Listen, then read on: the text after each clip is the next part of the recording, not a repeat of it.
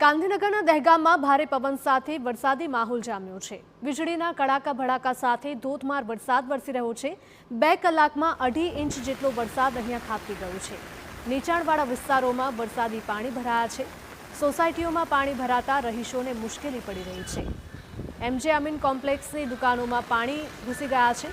મુખ્ય માર્ગો પાણીમાં ગરકાવ થતા વાહન ચાલકોને અને રહીશોને ભારે મુશ્કેલીનો સામનો કરવાનો વારો આવી રહ્યો છે।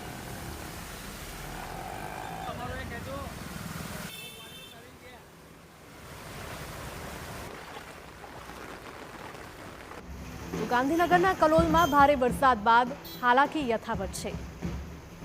મજૂર અદાવત, બળિયાદેવ મંદિર, પંચવટીમાં પાણી ભરાયેલા છે। કલોલના અનેક રસ્તા તૂટવાથી વાહન ચાલકોને મુશ્કેલી પડી રહી છે। વરસાદના કારણે સોસાયટી આગળ પણ પાણી ભરાયા છે, જેના કારણે રહીશો મુશ્કેલીમાં મુકાયા છે।